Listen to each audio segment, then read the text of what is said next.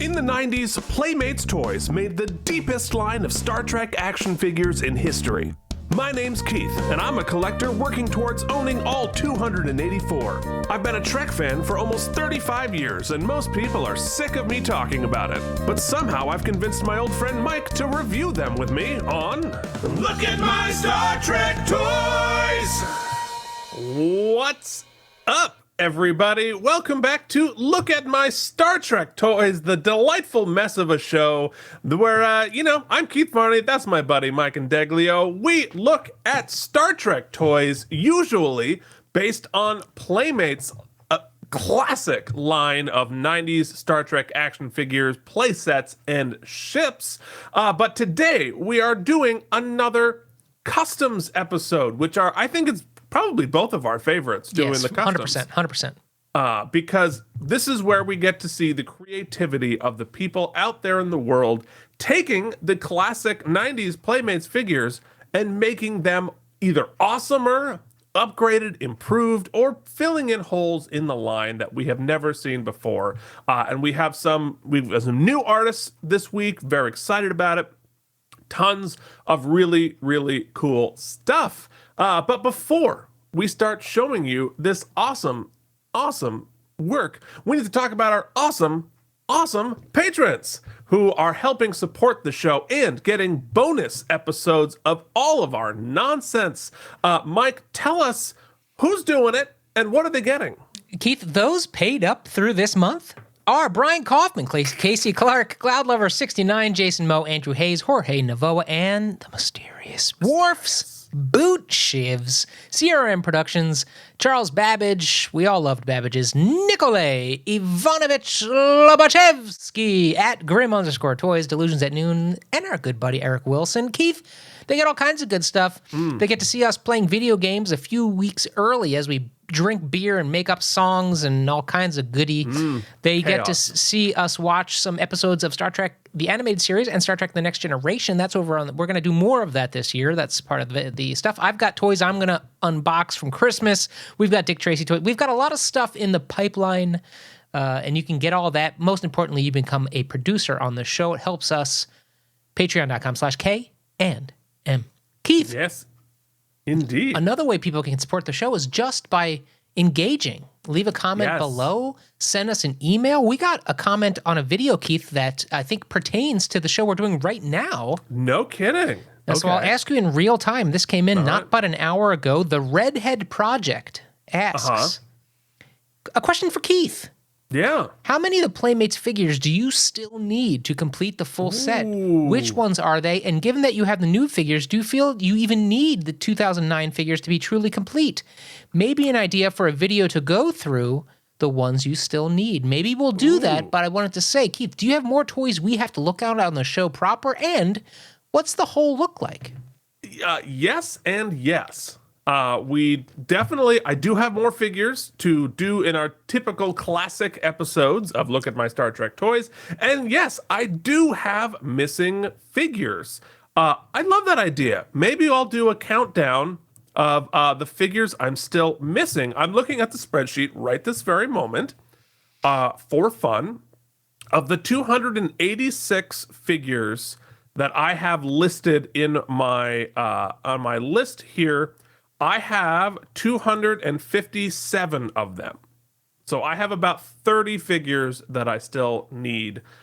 So yeah, you know what? That'd be fun. Maybe we'll just do a quick little slideshow of the figures that I am still missing. Some of them I may never get. Some of them I definitely will. Some of them are not like hard to get. I just haven't had occasion to get my hands on them. And some of them are like, you're never gonna get that. So that will be fun. All right, so we're going to get into this, but if you haven't already, give us a like, give us a subscribe. You can check out our other shows. We do a Deep Space Nine review show, and so that's really fun. Keith and Mike watch Deep Space Nine. So I think without further ado, let us start looking at this week's figures, starting with a new friend, a new designer, a prolific designer that I found on Facebook by the name of Joshua Cronan. Okay, Josh. Who has put in, I just happened to see this and I'm like, we have to talk about these figures. They're new in his collection. And we are going to start with a Selay figure. Do you know what a Selay figure is, Mike? Keith, I do not. Well, this is the sort of snaky alien things from The Lonely Among Us, a season 1 episode of Star Trek The Next Generation. And so you can see, we're not talking about those figures, but we have a Riker custom from season 1 right here on the screen, as well as a pretty badass transporter room custom playset behind. We're going to have to reach out to Josh and maybe talk about that in one of our new playsets episodes.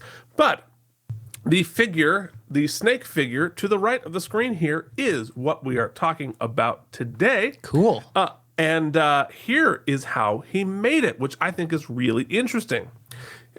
So what he did, someone made Christmas ornaments out of the Galoob Selay. Now, Mike, did you know about the Galoob line? I do. I remember the Galoobs, yes. The Galoob line is the figures they put out from Next Generation previous to Playmates taking over the license.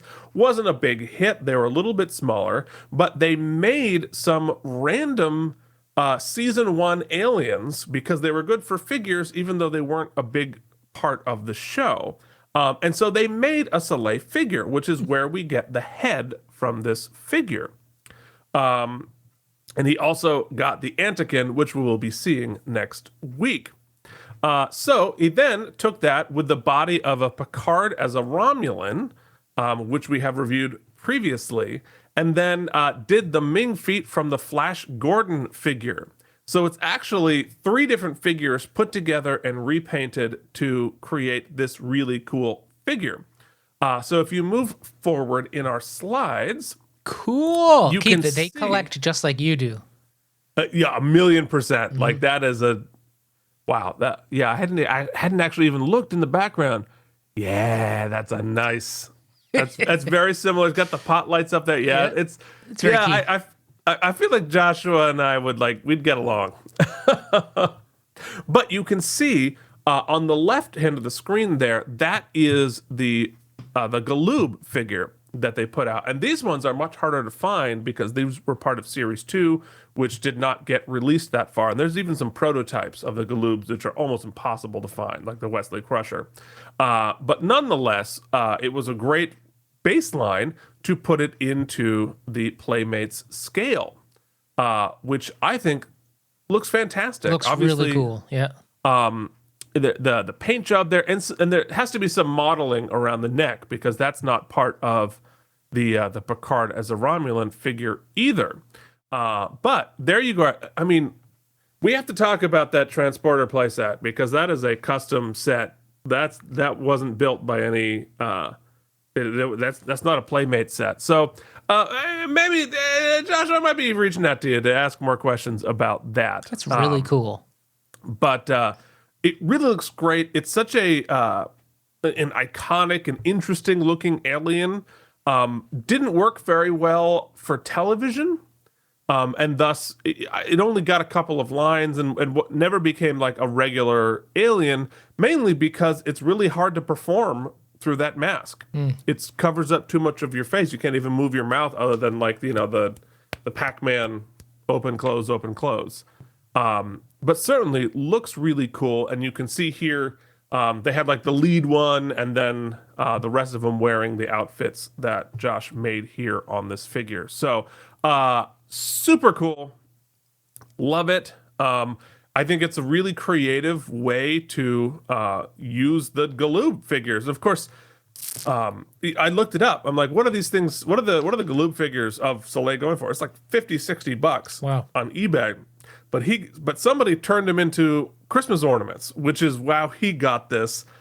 So he didn't have to destroy a $50 figure. So I want to see more customs of because I find it interesting. This is not a challenge. I'm just interested in seeing them. Of challenge, guys. Star Trek customs utilizing parts from not just other Star Trek lines, but like rando toys from other universes. That's really cool. We've seen some. I'd like to see some more. Yeah. Well, we've got Flash Gordon feet on this one, so really cool. So our next figure is going to be one where if you're not paying attention, you're not even going to notice that it's a custom figure. But I think it's actually really cool. From our friends at Star Trek Playmates on Instagram, an expert in the field of Star Trek Playmates toys. So if you have any questions, you reach out to at Star Trek Playmates on Instagram. Mike, let's take a look. Mike is doing a lot of work. So here is, okay. So Mike, let's talk about what makes the figure on the left, which is the figure they produced. This is what the Target exclusive First Contact era Riker that they put out. And then at Star Trek Playmates figure on the right. All right, here's what I'm noticing. Yeah, talk about what you notice. Imagine, if you will, that the one on the left was produced in the 90s, and so he was wearing his 90s NBA warm-up parachute pants. But unfortunately, never got to start in the games because he was too short, Keith. Yes. But everyone knows that our boy Jonathan Frakes is a little bit taller. He could actually start on an NBA team. So looks like at Star Trek Playmates took away the parachute pants, gave him a sensible pair of slacks, and made him the proper height.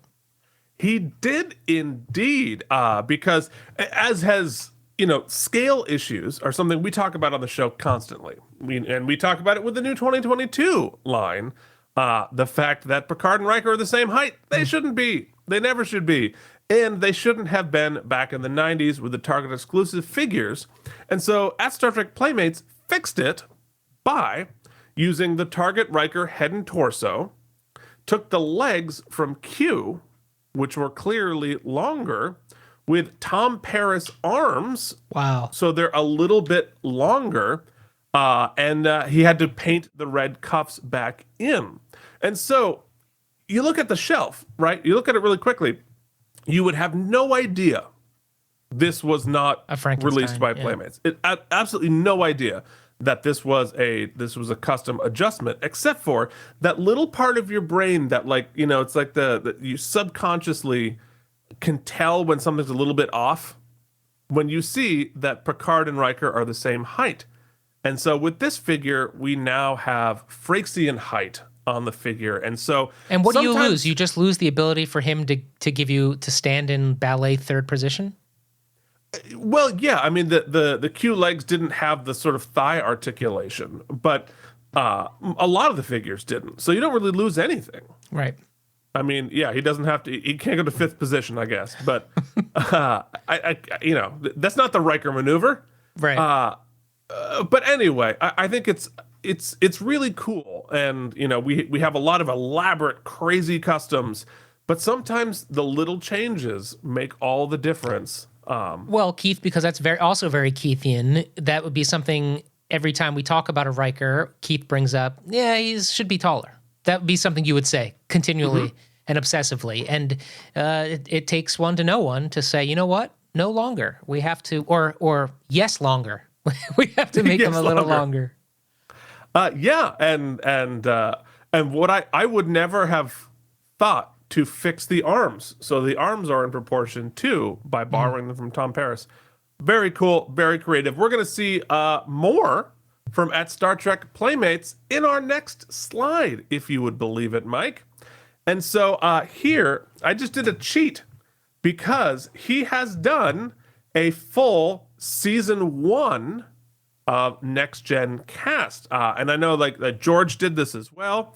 But this is very much in the Playmates style. Now, Mike, I got a quiz for you, buddy. Uh-oh. Okay, so we have seen all of these figures on the show. Some of these figures on the screen here in the Enterprise model used as a backdrop there, the bridge model, which we have a review of if you check it back in the feed. Which of these figures are just the regular figures and which of them have been customized? Okay, well, I would probably venture that Riker's customized because he's got no beard, right? 100%. Well played. I would say that Worf's face looks 3D printed. That's too good to be real Worf. I think that's the actual Worf. Wow, that's a pretty good Worf. 1 for 2. The two females on the bottom have not been customized because their sculpts aren't great.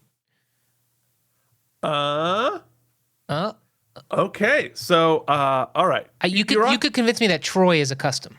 You went off to a great start. So all of these Save me before I crash and burn.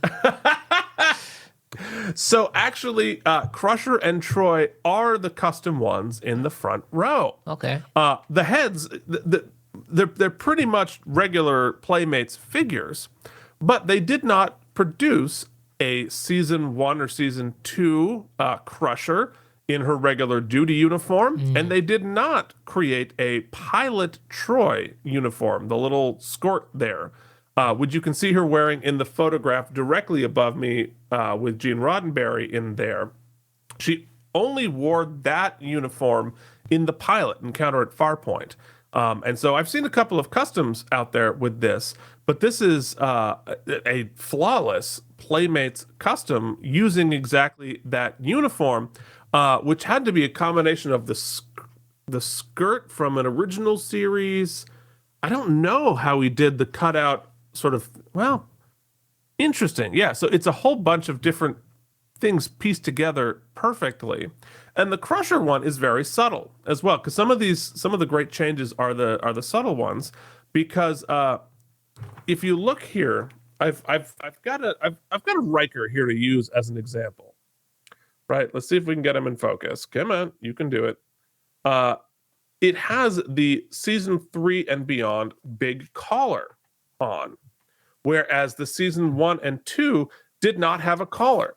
So so it has the stripe on the shoulders, and it doesn't have a collar. And so I can't tell if he represented the stripes on the shoulders of Crusher there, but he did have to cut off the collar to have it match season 1 and season 2, which you see reflected in the season 1 promotional pictures above me. So really cool. It's one of those things, like, I wish that they had finished out. They made a lot of effort to represent the season 1, season 2 uniforms in the Playmates line, but they didn't do it in a duty uniform for Crusher, and they didn't do it for Troy because she wasn't wearing a Starfleet uniform. And not getting a beardless Riker, I think, is just it's a weird hole in the line that they bothered to fill in all the rest of those. Just didn't want to do a head sculpt, obviously. But anyway, really cool, excellent work. And, one of the things that Star Trek Playmates does, he really focuses, and I've seen a lot of his work. He or she, I actually don't know, is remarkably good at customizing the figures in a way that is seamless with the original line. Right, because George Alexandris improves it. He repaints it. He does a matte finish and does all of that. But at Star Trek Playmates, it's seamless. You put it on you have no idea it's a custom whatsoever. Which is another skill that I really think is awesome and I appreciate. So, all right, well, welcome to the team. We'll have much more coming forward. Our next one is an interesting figure from Star Trek Voyager by our old buddy at JD Makes. Let's take a look at Fennim from the episode Think Tank. Really cool creature design, both in the figure and in the actual show on Voyager. Wow, look at that design, and look at how well JD incorporates that. And somehow, so JD works with he's said like 100 times, and I never actually write it down, but he's actually carving and sculpting this. It's not just like slapping putty on top. He has to go in and like shave down the base character, and then put the modeling clay on top. He really goes for it. And the paint, it's remarkable. It's all hand done. It's not 3D printed, even though it looks like it was. The details in the coat, and there's no figure that has a coat like that, right? So that had to be all sort of hand built. The awesome, like, big hands, and that head that head sculpt is really, really cool, and instantly recognizable as what it is. So now, here's one thing that JD does that all of you could do, and I would enjoy it. He sends me a little recipe on how he makes the figures. So this is actually built on a Lizard Man Tom Paris, which is remarkable because there's almost nothing in there that is, I mean, I guess the hands, but the rest of it is sculpted on top of that. And so it's not one of those like, oh, it's clearly based on whatever. No, that is incredibly specifically layered on there. I love the paint that he uses, and see if you can pause it when he's looking straight on to look at the face against the screenshot there. That's really, really cool. What an awesome design and an awesome figure. It's certainly a bummer they didn't make a figure like this. It was a one-off creature design from Think Tank was a single episode. We don't ever see the species again on Voyager, but I thought it was cool as heck. It's also one of those ones where you couldn't be a main alien that you talk to a lot because you can't see their mouth or their nose, and so it's sort of a static flat face, which you're not seeing it a lot. It looks super, super cool, but it's hard to get the performance fully out there. But once again, first class work from JD. Also, sending the spinny videos, that makes it a lot easier. It's really, really cool. We will have more back from JD next week that I'm very excited. You can check out his stuff at JD Makes. We have the link. We'll have a link to everybody's social media stuff down below. All right. So next up, we have another masterpiece from our good friend Chris Mitchell at CRM Customs. Another Star Trek Voyager figure. Hold on to your hats. Let's take a look at Arachnia from Star Trek Voyager. Is that the actress who plays Janeway? Yeah, right? Yeah, it's Kate Mulgrew. So I should give some backstory for Mike because he hasn't seen Voyager. So the holodeck, Mike. Yes, Keith. Okay, good. Where I spend all of my time? Where we all would if we could. Let's be honest. So you don't walk into a movie theater and like your feet are like the floor is all sticky and it's like. Is that you think what the holodeck is like? 1,000,000%. Yes. No. It's a horror show. Do not put a black light in the holodeck ever. You'll be just blinded. It'll just be just like a sheer. You won't see like little contrast. It won't be stained. It's just the whole thing is a stain. All right. Anyway, so in the PG version of the holodeck, so Tom and Harry are fans of the old, cheesy sci-fi serials from the 50s, the Buck Rogers, that kind of a thing, and so they have this ridiculous program that they like to play on the holodeck, and it's set up as an old-timey serial. Okay, and so all the tech is really silly and really and the characters are stupid and ridiculous. And so Janeway comes in and she plays Arachnia, the queen of the spiders, in this unbelievably cool outfit and getup. And Mike, you're asking, hey, wait, she's in black and white. And somehow the figure is in black and white too, which is so cool. They actually shoot it in black and white when they're in that program. You never see that program in color, so that when they go into the holodeck, they become black and white. Oh, that's cool. Really cool. And this is one of the episodes that my brother remembers working on. My brother and my uncle did sound effects for Star Trek Voyager, and having a really fun time pulling up old-timey sci-fi sounds to incorporate and play with as they were zooming around. So it was a really fun episode for everybody on the show, from the visual effects, from the sound effects to the actors. They got to go around and do all this stuff. So let's talk about this 3D printed figure which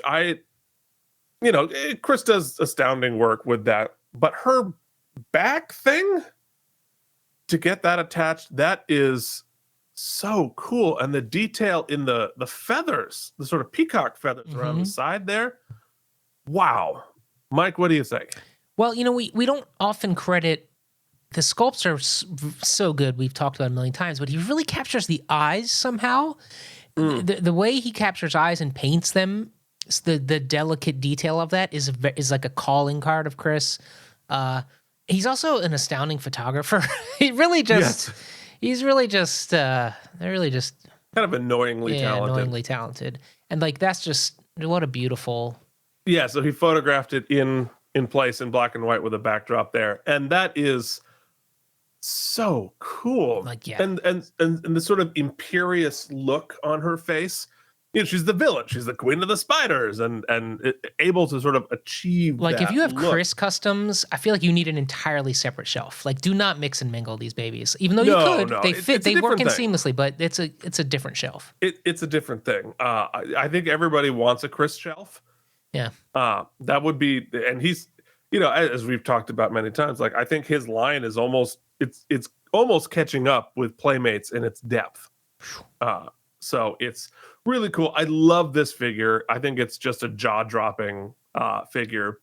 So and a really fun episode to reference. They did a couple of them set in this world, and it's clear how much fun. And this is really when Voyager starts to find its feet and become really fun when they spend some time on the holodeck and 7 of 9 comes on. So like that's, it's another series that just really got better as it went. So, all right. So we have one last little bonus that a friend of ours, Jason at Doomed just sent us this on Instagram. Now we're in black and white. Okay, yeah, I'm working on it. If you just give me just a hot second here. Okay, so hold on. Well then we have to go back to Arachnia if we're going to do that. Yeah, you're absolutely right. Hold on, if you freeze it up. Yep. There we go. Yes.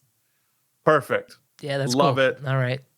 See how much fun is that? Yeah, the things you can do nowadays. It's pretty astounding. All right, tell us what we're looking at now. All right, so the last thing from Jason at Doomed who reached out on Instagram. You can find us at Star Trek Toys on Instagram. Sent a video of frozen Picard.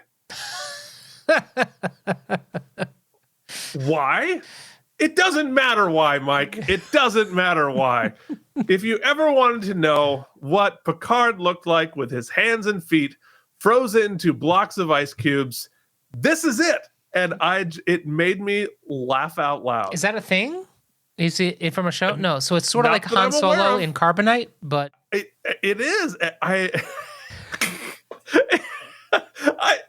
would never have thought to do it, but now that I've seen it, it's amazing. And why isn't this a thing?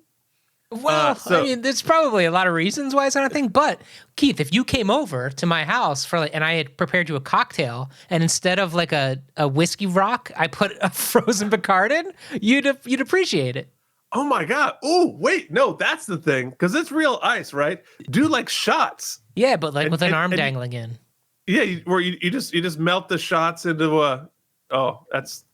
I don't know. I don't know what's happening with that, but I love it, and it made me laugh, and I thought you might enjoy it. You can follow Jason on YouTube at Doomed. We'll have the link down there below for whatever else he comes up with, because that made me laugh.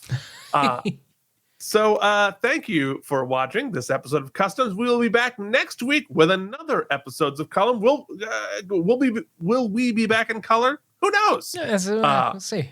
Can I find the button? I like this look, though. It's kind of... Yeah, I'd have to put it in 24 frames. Nice against... Yeah, we should do it in 24. Yeah. All right. Well, next time we do a black and white figure, we'll do it that way. So thank you so much for watching. Give us a like. Give us a subscribe. You can check out our other videos. If you haven't seen it already, we got some info on the 2023 Playmates line, which by the time this comes out, they may have officially released. But if not, here we are. So thank you. Do all the things. You can join our Patreon at patreon.com/K&M. Till then, this has been Look at my Star Trek toy!